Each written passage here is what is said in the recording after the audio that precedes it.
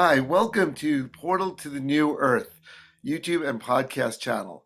And I'm joined today with my friend Lachlan Dunn from Sydney, Australia, who's a health coach and podcaster.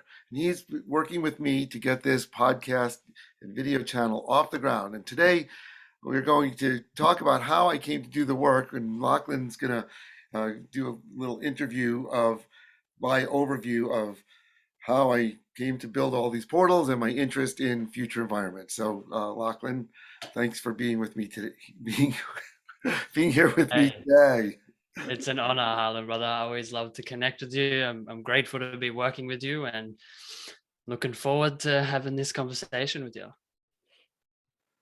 Yeah. So, essentially, we're going to go over how I came to do this, which all started back. Ever since I'm a little kid, I've been Mm, thinking about uh, building different things. But when I finally went off to college and read this fourth book in this trilogy of books called the Illuminati trilogy, this was this you know this book that kind of awakened me to the bigger picture of what's going on planet Earth with deeper insights into all kinds of ancient metaphysical teachings, from I Ching to tarot and ancient Egypt. And there's so much in it that kind of set me on this path of a deeper understanding of our place in the cosmos. so that was the first trigger. There wasn't any other personal trigger before that got you into this? Yeah, it's interesting because I was able to resonate with the information in this book because I had this connection to this naturally, and this was a way to then, connect me to what I innately had inside. Yeah, yeah. I'm also curious in this, because it seems like this whole dream of yours and everything that you do is like innately built in, like it is kind of in all of us. What were your, if you remember, were you dreaming about like architecture and different things as a kid or growing up, like in your actual dreams at night? Were you having any experiences around what you do today? Not, no, not at all. And actually, that would bring me to this next book, which is where I started to think about stuff like that, because I really Ah, wasn't looking at the whole problem of the world and the way we lived in it until, let's see, how do I get to? There it is. So, shortly thereafter, I I was 20 years old in 1979. That I came across this book, and I have to say that this book and this work of Buckminster Fuller really set me completely on this path of how we as humanity can inhabit the planet in the most appropriate, sustainable, and beautiful way. And synergetics means that the sum of the parts can't be predicted by each individual part. It's a Anyway, here the quote is exactly: the behavior of whole systems unpredicted by the behavior of their parts taken separately. Synergetic endeavors to identify and understand the methods that nature actually uses in coordinating the universe, both physically and metaphysically. So, Buckminster Fuller had a really deep understanding that the universe isn't just the physical world outside, but it's the metaphysical, which means the underlying principles, the order, the geometry. And, he's most famous for having invented the geodesic dome. But that's really barely scratches the surface, because that's just an example of his way of thinking, which is to do more with less. And mm, and this is just one example. The dome can span the greatest span with the least amount of material and be the strongest. But mm. this can be applied to every system and every aspect of how we create and build on the planet, and that's what he teaches in Synergetics and throughout his work. And a couple of his other quotes that really set me on my path: you never change things by fighting the existing reality. To change something, build a new model that makes the existing model obsolete. So, like, I look around at the world and the way Western civilization, I lived in New York City for years, or you go to other parts of the world and it's all suburban sprawl. And even in other cities, it's much more suburban sprawl than the density Mhm. of New York City. But it's it doesn't seem integrated into nature and into life in a sustainable way.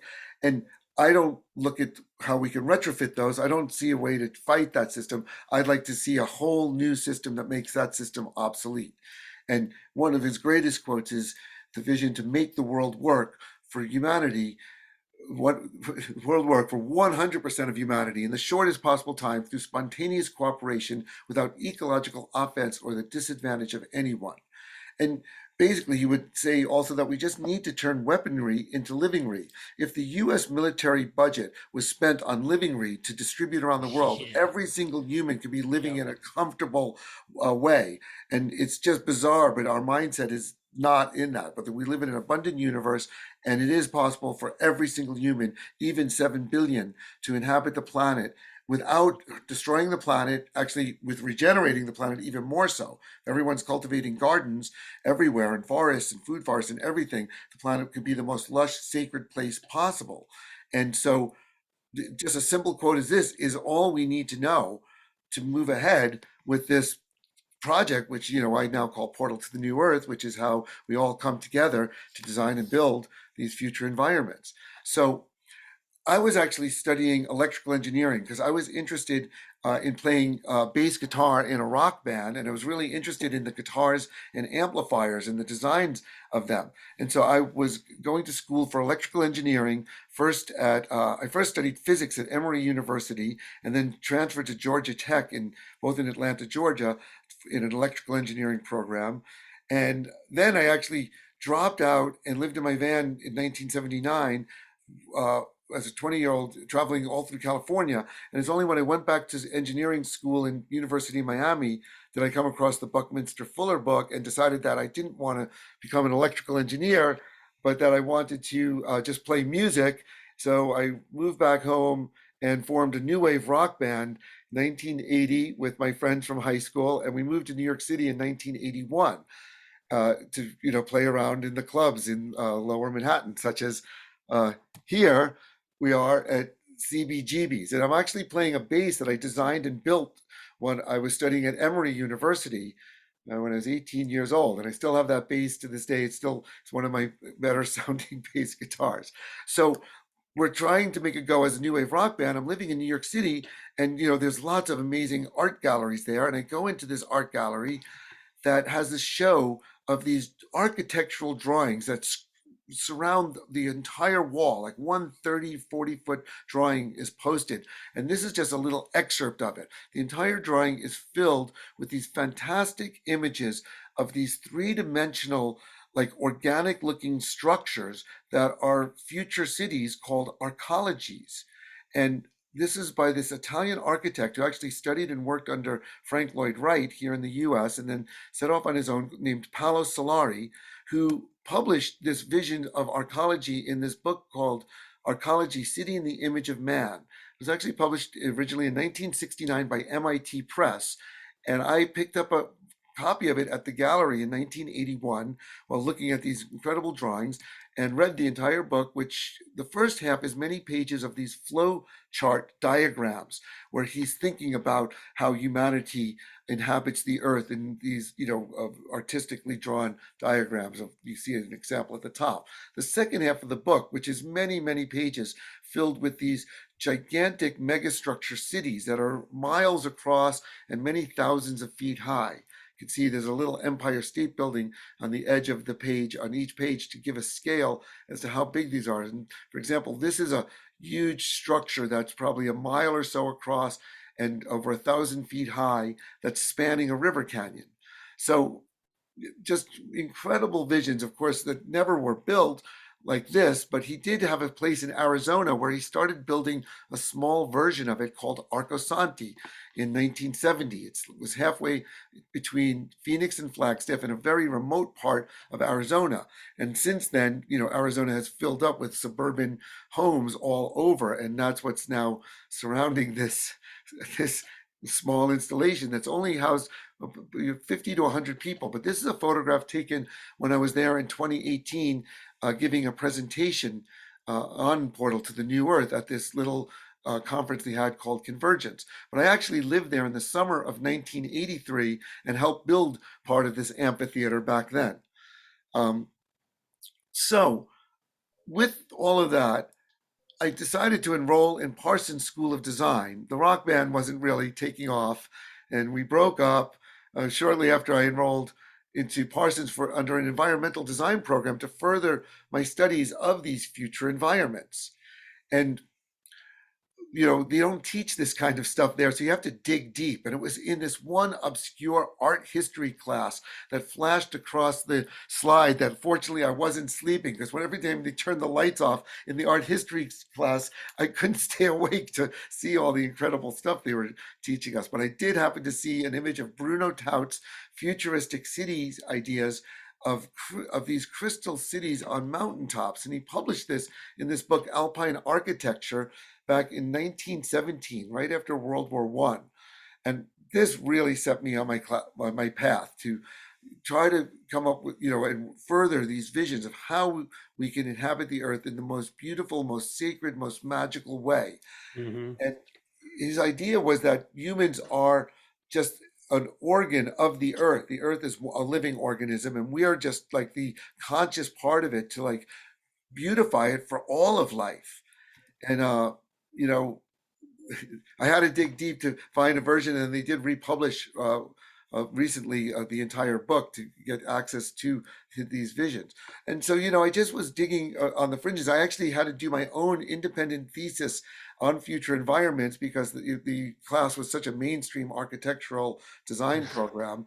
And so that's where, I came across Glenn Small, who also was working at the same time as Paolo Solari in the 60s and 70s with these biomorphic biosphere megastructures that, are giant tensile structures that are so big they have different climates between the base and the top, and your homes could be independent that can move around through these structures and be able to be transported so you can live in different parts of these cities. And then the actual head of the Department of Environmental Design ran a firm called SITE, which stood for Sculpture in the Environment, where they use architecture as their canvas to explore various artistic ideas. And they became really well known in the 70s and 80s by taking very conventional showrooms that in shopping malls and deconstructing them, having the bricks falling down and the corners opening up. This was a concept that was never built called the high rise of homes, where you take suburban sprawl neighborhood and then put all the houses individually into a high rise building. And make it into a three-dimensional dent. So similar to the idea of arcology. And this was never really intended, but it's just the way of thinking of integrating nature and suburban into more urban, complex, miniaturized environments. So while I was studying at Parsons, I picked up this book, The Starseed Transmissions, that's Pleiadian channeled information.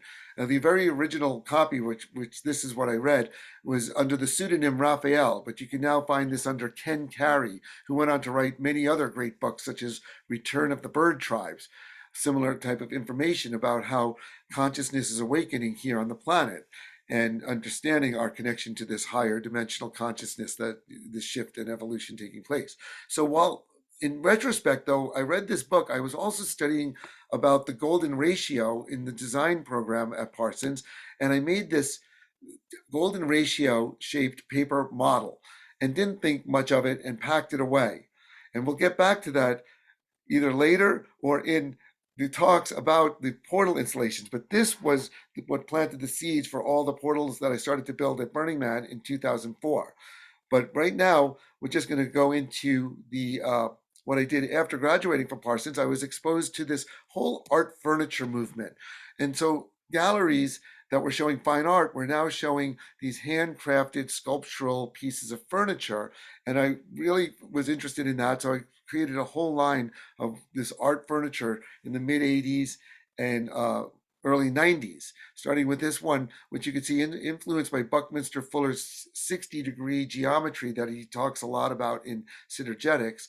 Made this table that is made of blocks of dyed coral and a sandblasted glass top.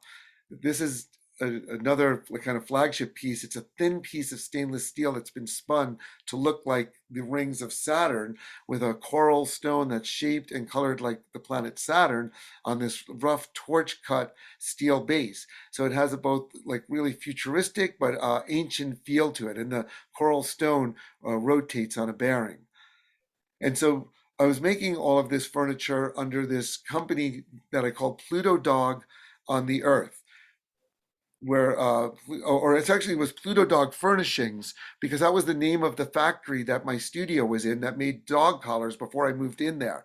And furnishings and furniture are actually two different things, but I like the sound of it. And then I eventually joined with these Japanese people that were making clothing, and their company was called The Earth, and Pluto Dog on the Earth was a project I did with them and my furniture. So here you can see the angular influence of Buckminster Fuller, and this was one of the last pieces designed, all three-dimensional angles built into this piece. And this was like the dawn of like people having home computers. I was thinking this would be the cyber station where all your electronics would be, not ideally set up as a computer workstation, but a place that, you know, a multimedia center.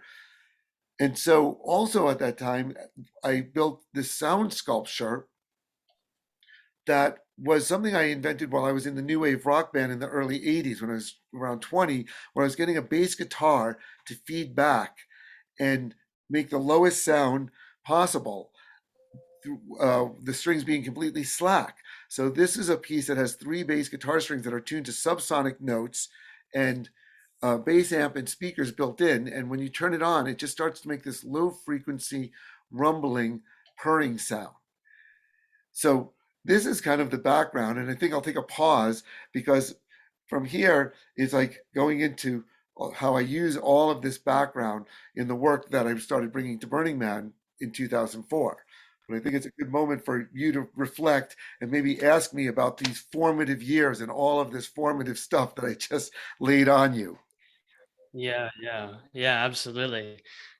And everything you share is, just fascinating. But yeah, I wanted to go back to Buckminster Fuller because you made a good point in that what really took place was this switch of your mindset, like the way that you were thinking about things, looking at the world. It was this internal shift of consciousness that ultimately led to this kind of catalyst of being able to see the changes we can actually make in the world.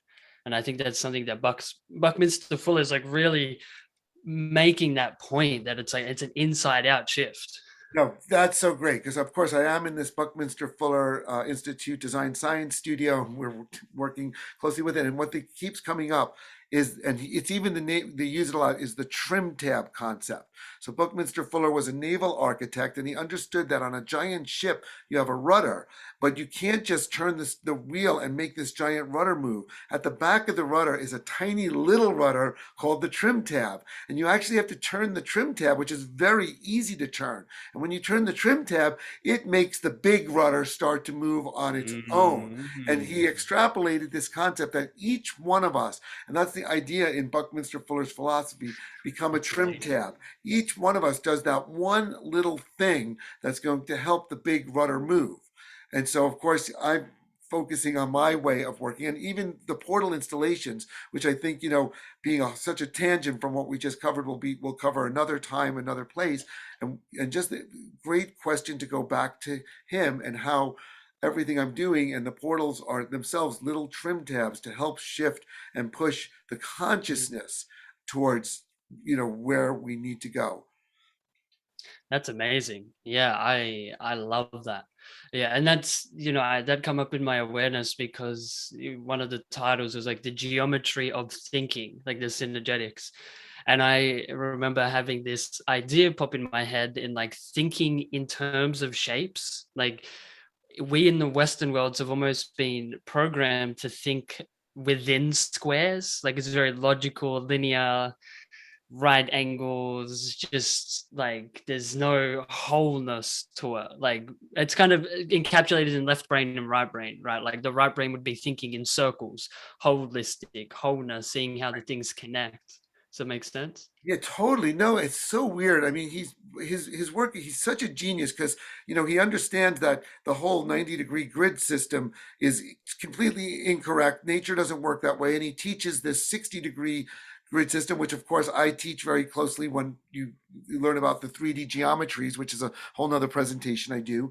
And so that should be a cornerstone of when you go to school. And also, though, he goes into all of these spherical lines of understanding everything is spheres and all of these great circles, which I hardly understand. I've been studying him my whole life. I mean, I haven't, it's so complex. I don't spend time diving into that stuff, but Yeah. it really explains how, like you say, the geometry of thinking, but that thinking is the way the universe itself, existence itself, is structured and ordered.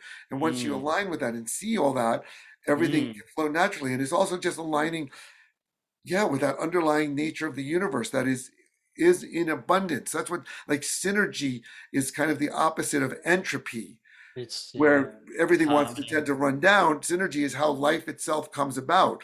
Yeah, And it's a well-sounding song. order Yeah. arises in more and more order, and more complexity can arise naturally through this abundant, principle. And that's how we can make the earth in a synergetic, harmonic relationship Mm, with the flow of energy and life.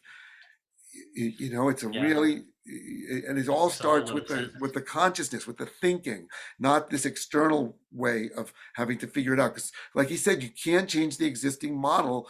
You have to make a new model. Well, what is this new model? This new model is actually a higher dimensional model. It's kind of like activating our inner 12-strand crystalline DNA to wake up to our higher dimensional, fully Yeah, integrated selves to fix this 3D way of thinking. 3D is so linear and separate, and it's created all this detrimental problems and integrating the earth. And so we're not going to fix it the way that we created that. We have to yeah, create this new model, and the new yeah. model is awakening to the higher dimensional consciousness. Yeah, and everyone you pretty much mentioned, at least in that, short little presentation you just went through, are people who have shifted their internal state of consciousness and shifted their thinking. And, when you highlight Paolo Solari's work, from my research, the only other time that I've come across bioarchitecture is actually when you actually get into ufology and extraterrestrials and interdimensional beings, like these very highly intelligent, beings that have these crafts that are basically living cities that are flying through space in different dimensions. But the only other time I've really heard of like bioarchitecture is actually when we get into like highly evolved interdimensional beings and how they've wired like the architecture's built into the ship or to the flying city, because they can absolutely be ginormous, but they're also like simultaneously alive and living and molding and shifting. Well, I just it's find that kind of interesting. what's but if you so you kind of imagine that whole idea of these beings that have created these spaceships that are like cities. But we look at our situation here on Earth and we think, oh, we're just on some planet that has life and we're having all this crazy shit go on. But once you actually activate and awaken to the higher dimensions, you start to see that the Earth itself is just Yeah, a you spaceship just, that yeah, is designed. And click that in my mind. Buckminster Fuller has the book Yeah. called Operating Manual for Spaceship Earth. And Yeah, that it makes was so much written in sense. 1969. It's one of his most accessible and easy to read books. So, yes, we are on a spaceship. We've been cut off from understanding that, and we have to start to Yeah. regard us as the crew members of an incredible spaceship and start to work with nature and work with all life to make the spaceship the best spaceship ever. It's a really good size for a spaceship. Why have a 1 mile or 10 mile spaceship? Why have it flying from sun to sun? Just have your own. I mean, we're so far out in the middle of space on a spaceship right now, and awakening to that from this higher dimensional aspect will solve all our problems just like that. And so we're Yeah, right on the that's so verge of cool. it. I And never thought that's of it what like this that. is.